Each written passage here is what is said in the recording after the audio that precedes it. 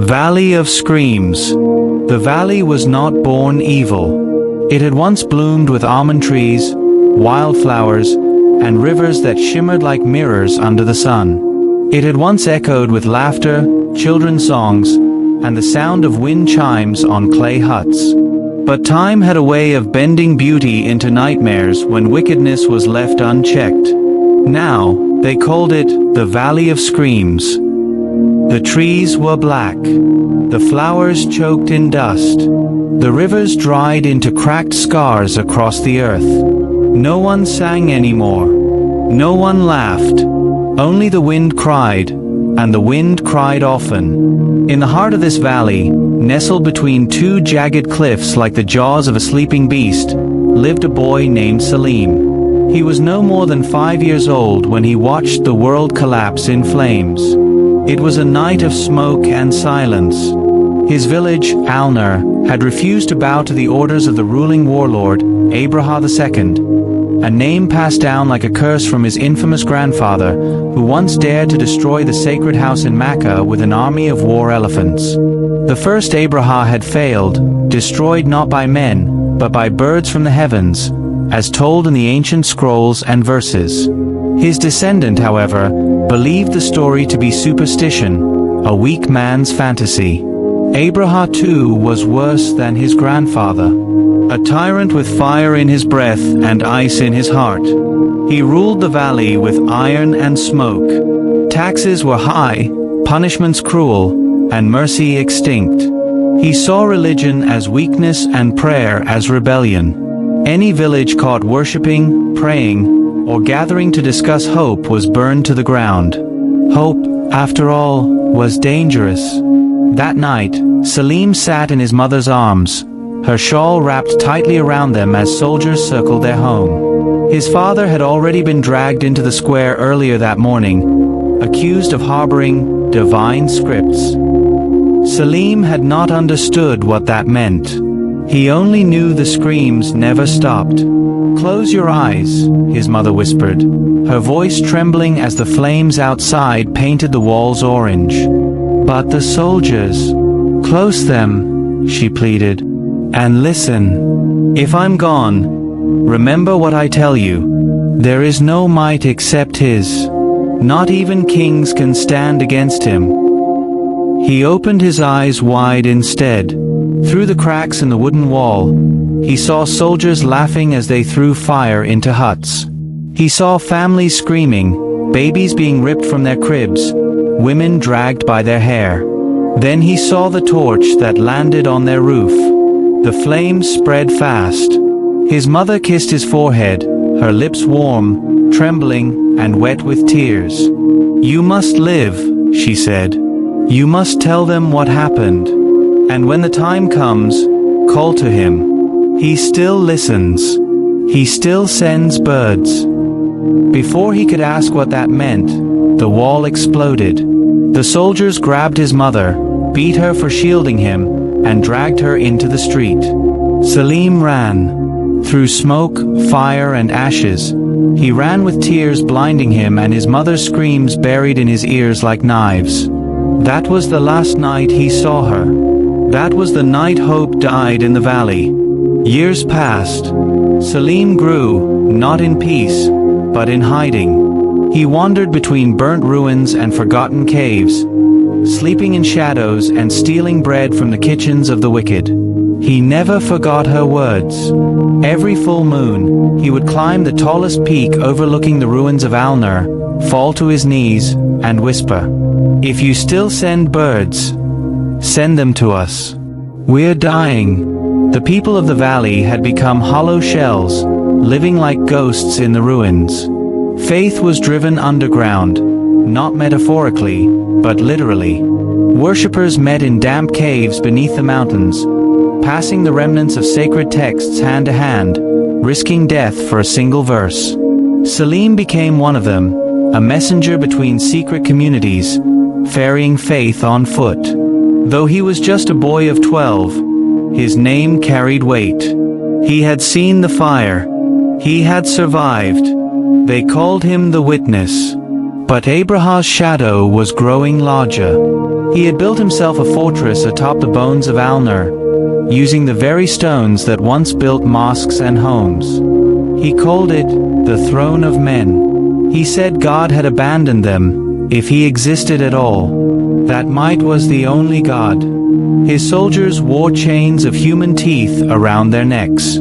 His generals bathed in the perfume of burnt incense stolen from sacred places.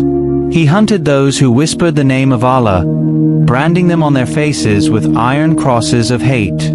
Still, whispers spread. Whispers of the scrolls of the past, of the elephant army that failed, of the birds with flaming stones, of divine justice that once reigned in the sky.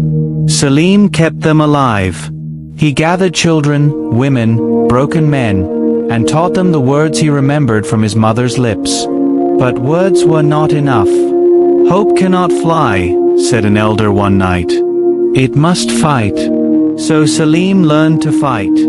In secret, he trained with the few survivors who had once been warriors. He studied the patterns of the soldiers, the cracks in their walls, the blind spots in their towers. He planned not just for revenge, but resistance. And then came the night of the black wind. The air turned foul. The sky churned like boiling oil. The mountains groaned. People said it was just a storm. But Salim, sitting atop his mother's grave, felt it in his bones. Something was coming. Something old.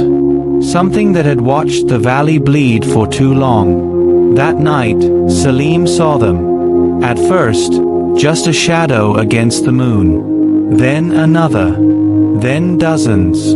Hundreds. Birds. But unlike any birds he had seen, their wings beat with a thunder that cracked stone. Their feathers glistened like obsidian, and their eyes glowed red as blood moons. He gasped, fell to his knees, and whispered, You still send them." From their claws hung stones, black, heavy, pulsing with light. Not fire, not metal. Something ancient, something living. The birds hovered above the valley in silence. And then, one dropped its stone. It fell like a star, and everything changed. The first stone did not simply fall. It descended like a judgment, silent, focused, unavoidable. The air around it split with a crack that deafened birds, froze soldiers mid-step, and turned fire into cold smoke.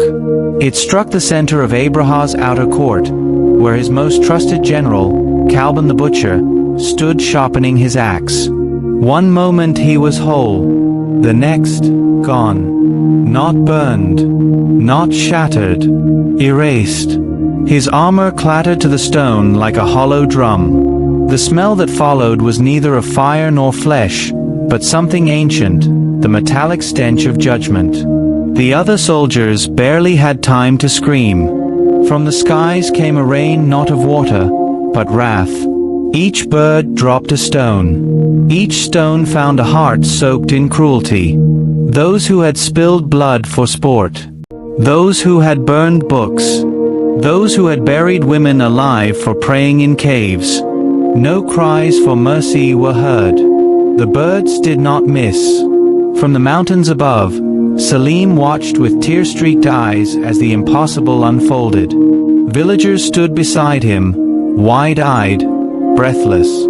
Children who had never known light now watched darkness burn. It was not joy they felt, it was something deeper. Awe. Down below, chaos erupted. Abraha's fortress, the throne of men, once believed to be invincible, cracked like dry bones. His elite guards tried to flee, but the birds circled like angels of death. Each stone they released struck with precision. A man screamed once, then melted to ash. Another wept and prayed, but the stone still came. Salim's fists trembled. He turned to the old man beside him, one of the last who remembered the stories of old. "Is this real?" Salim asked. The man's eyes were wet. "It's Surah Al-Fil, my boy. It lives again. Deep within the fortress, Abraham too watched the sky through a slit in the stone wall. His lips quivered, his goblet fell, and the wine stained his white robe like blood. He had mocked the stories. He had laughed at the tales of birds defeating elephants. Now he saw them, hundreds, maybe thousands, cutting across the black sky like blades of fire. He screamed for his guards. None came. He ran through the gilded halls, his footsteps echoing against pillars of stolen marble. As he reached the underground chamber, he stopped before the great idol he had built for himself, a statue of stone with his own face, crowned in gold, arms spread wide like a god. The statue cracked. Dust fell. Then, a single bird swooped down through a broken window, hovered silently before him. Its eyes burned crimson. Its wings flapped without sound. In its claws hung a glowing black stone. "No," Abraham gasped. "Please, I am king." The bird dropped the stone. The explosion was not of fire, but memory. The valley shook with the roar of every soul Abraham had wronged. Screams from the past merged with screams of the present, forming a wail so powerful that it echoed through generations. The idol of Abraham crumbled into dust. The floor cracked, revealing bones buried beneath, the bones of the pious he had executed and hidden from the world. Above the mountain, Salim fell to his knees and wept, not from fear, from relief, from the sight of truth awakened, from the return of justice after so long. In the following days, the valley changed. The fires died. The air cleared. The blackbirds vanished as suddenly as they had come. Not a feather was left behind. No corpse of the soldiers remained, only empty armor and weapons cast aside like broken toys. The people emerged from hiding, from caves, from ruins, from fear. For the first time in decades, they prayed in daylight, no longer in whispers, no longer in shadows. They gathered on the ashes of the fortress and recited Surah Al-Fil aloud, not as myth, but as memory. Have you not seen how your Lord dealt with the companions of the elephant? Did he not make their plan go astray? And he sent against them birds in flocks. The words echoed like a song long forgotten. Salim stood among them, no longer just the witness, now the caller, the voice of a generation reborn. But peace, though sweet, would not come easily. Scars ran deep. Factions remained. Some men, even after witnessing the divine strike, began to question, saying the birds were a storm, the stones a weapon of nature, not heaven. Others whispered of revenge, wanting to rise and conquer neighboring lands as Abraham once tried. And some began to worship the birds themselves. Salim was not prepared for this. He had thought that with evil gone, good would naturally rise. But the human heart, he was learning, was not made of glass. It was a mirror. Some reflected light. Others only ever reflected shadow. He stood atop a hill where a group had started carving bird statues into stone, offering them incense and bowing. "This is wrong," he said. An old woman replied, "But they saved us. The birds heard us." "No," Salim said. "He heard us. The birds were only his soldiers." And so began the Second War, not of weapons, but of meaning. One night, as Salim wandered through the valley, thinking, praying, fearing for the path of his people, he stumbled upon a child sitting beside the river. The boy had a tiny flute and was playing a sad tune. "Why are you alone?" Salim asked gently. The child looked up. His eyes were silver, unnatural, glowing faintly. "They're coming again," the boy whispered. "Who?" "The birds," he said. "But not for judgment this time. This time, they come for memory." Salim's skin went cold. "Who are you?" he asked. The boy stood, smiled, and vanished into the wind. That night, Salim didn't sleep, because he realized the birds were not just a punishment. They were a warning, a cycle. And if the people turned astray again, if power and pride poisoned them once more, then the skies would open again, not to save, but to remind. Because God never forgets. The wind was too still. The sky was too quiet. It was the kind of silence that made even stones feel nervous. The breath before a storm, the hush before a scream. Salim stood in the center of the square, the ashes of old idols beneath his feet, as the valley watched him with eyes full of confusion, fear, and the echoes of worship twisted into error. Some still believed in the message.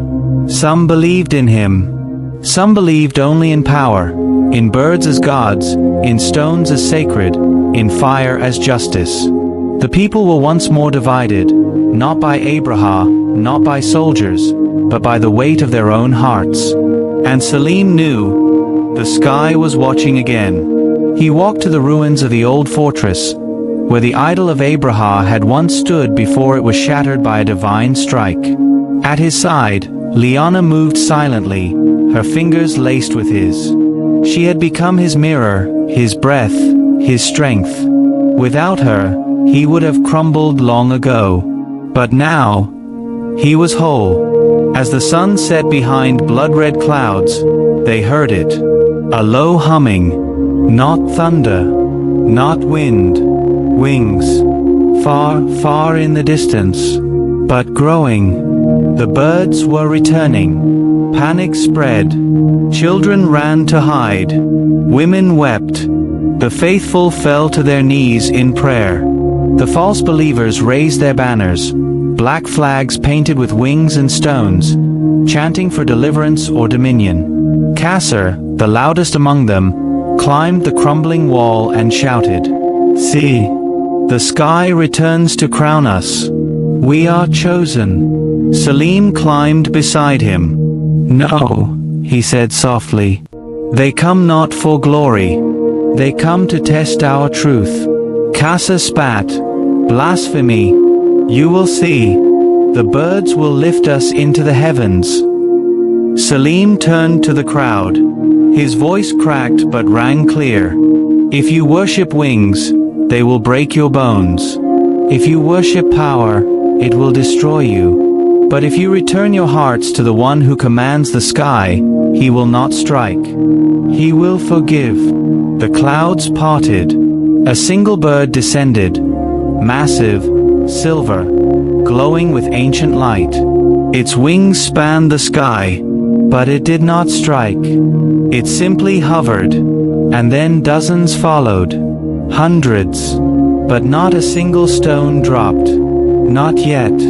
A voice filled the valley, not from the birds, but from within every heart. A voice that needed no tongue. A voice Salim recognized.